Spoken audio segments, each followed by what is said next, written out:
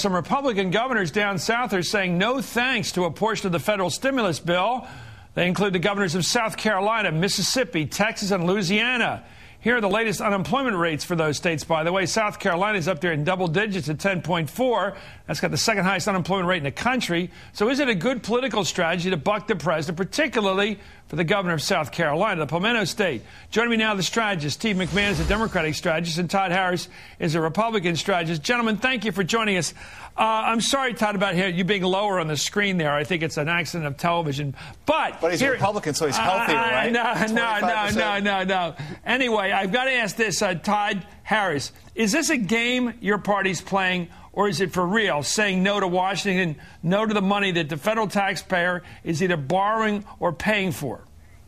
It's not a game, Chris, because different members of the party are taking different positions on this issue. But, you look at Governor Sanford. He has, ever since he's been in elective office, he's been fighting for fiscal conservatism, for fiscal restraint. He was first elected to Congress in '94 as part of the new Republican Revolution. And what he's saying to people in South Carolina is, look, if we accept this temporary money, we're going to be on the hook to continue spending this money here in South Carolina with state dollars once this temporary federal money runs out. That means here in South Carolina, they're going to have to raise taxes. He's not willing to do that. He's not willing to bet that the economy is going to be turned around by the time this federal money runs out.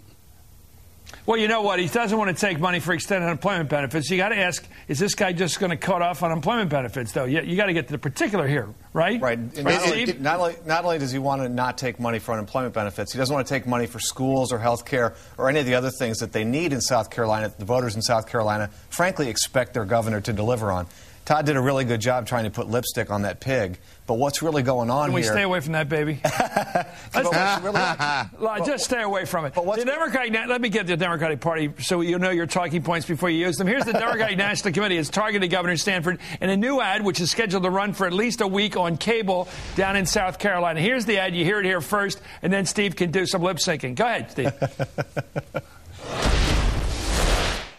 An economy in crisis, record unemployment, skyrocketing foreclosures. South Carolina is facing tough times, but Governor Sanford is playing politics instead of doing what's right, turning down millions in Recovery Act funds, putting politics ahead of health care, jobs, and schools. Leading Democrats and Republicans oppose Sanford's move. Tell Mark Sanford to stop playing politics with South Carolina's future. The Democratic National Committee is responsible for the content of this advertising.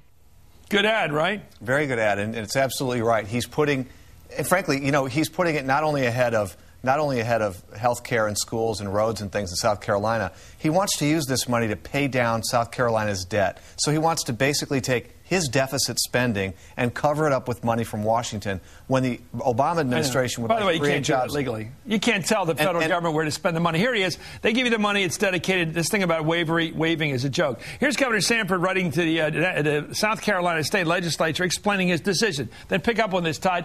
In looking at the long-term implications for the people of South Carolina, I've come to conclude that it would be a mistake to simply accept the money as offered. We will ask to allocate the money for which our administration has discretion to paying down our very stable state debt and contingent liabilities. In the unfortunate case that the president would deny our request, I will not seek the funds. Well, of course, that's nonsense. The president of the United States can't waiver anything. The Congress says where to spend the money. Todd, what's he up here doing? What's the game here of asking for the president to waive the money so it'll go to waive the restrictions on the money so it'll go to paying down debt? He knows he can't do that. Well, look, there's no game here. He doesn't want an unfunded mandate. And by the way, they're not cutting unemployment compensation. They're simply not expanding the program to the degree that Democrats in Washington want them to do it. Mark Sanford understands Mark Sanford understands that this program, if they take this money, they're putting the state of South Carolina on the hook for significant dollars, permanent allocation of resources of state money, and the federal government, this money is going to dry up. It's a temporary infusion of cash. Okay. Once that money dries up, it's taxpayers in South Carolina who are going to be responsible for it. Okay. Here's the governor of South Carolina making his case in attacking the Obama economic program. What you're doing is you're buying into the notion of if we just print some more money that we don't have, send it to different states, we'll create jobs. If that's the case, then why isn't Zimbabwe a rich place? Well, Congressman Clyburn of South Carolina took issue with Governor Sanford. Quote, the comparison was beyond the pale. The question that ought to be asked of him is he playing the race card? I don't know why he picked that country.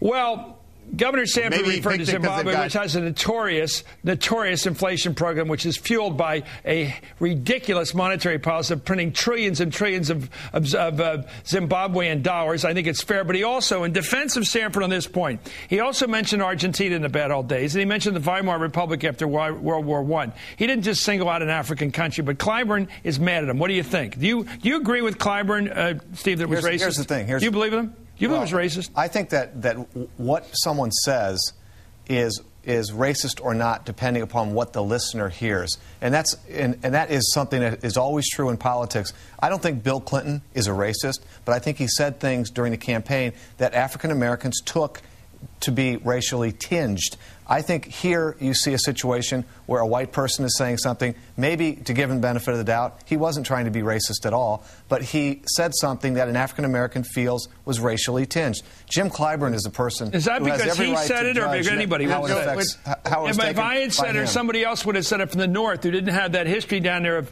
the South, if they had said it, would that be considered racist? Everybody knows about Zimbabwe. I think it was racially insensitive for sure.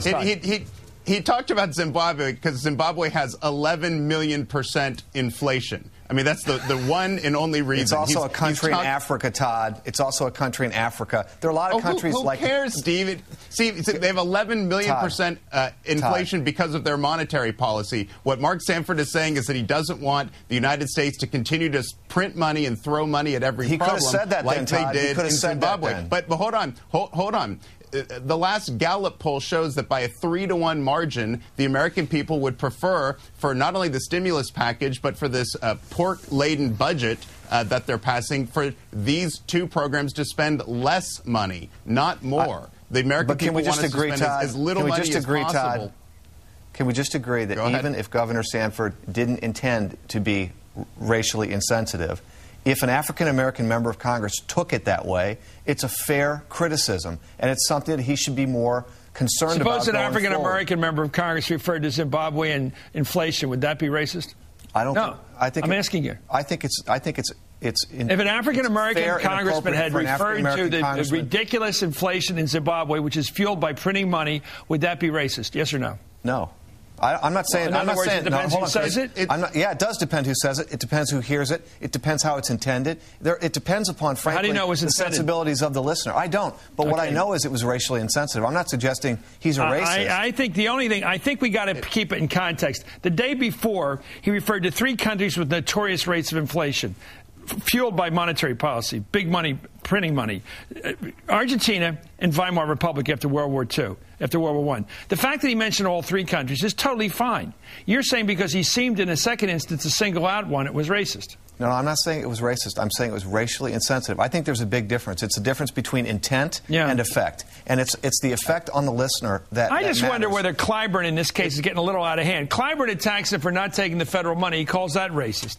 He calls Bill Clinton a racist. He calls this thing racist. I mean, isn't he crying wolf a little too often, even in a country with horrendous history and race? Yes, the whole thing is ridiculous. It's a sideshow. This would be like saying, well, Bono is racist because he's worried about poverty in Africa. Well, no, Todd. Because why isn't he worried about poverty in other places? This is like saying anytime someone says that there's some problem in Africa that they're being racist. The whole thing is ridiculous. Listen, I think there's plenty of reason to take issue with Governor Sanford, having nothing to do with the stupid Zimbabwe comment, which was stupid, frankly.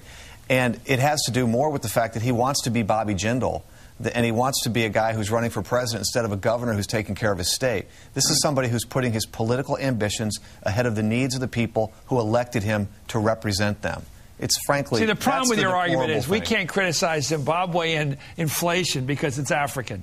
You're saying we can't criticize. What I'm saying is you have to be sensitive to how your words are interpreted by people. I think you're really focusing on who said it. You do? Yeah. That's I think just it's unfair. Sanford. No, because Sanford, you know, the guy's a very strong conservative. Listen, I sat here and said the same thing about President Clinton during the primaries. That he said things that appeared insensitive to African Americans. Do you think it was easy for me to say that? I know. It's the same standard. How is it taken by an African American? I don't want to add to the problem in the country. We got enough problems. What do you think, Todd? Not racist at all. Not at all. No, Zero problem. No. It's fine. It was fine. He did it. Zero. Absolutely. Well, I think it was questionable, but only because. I'm more balanced today, right? I'm more balanced I am trying to be balanced. It's so hard. It's so hard. Steve McMahon, you're a great guy. You have the much right to judge this as I do. But I'm the moderator. Thank you, Steve McMahon, and thank you, Todd Harris.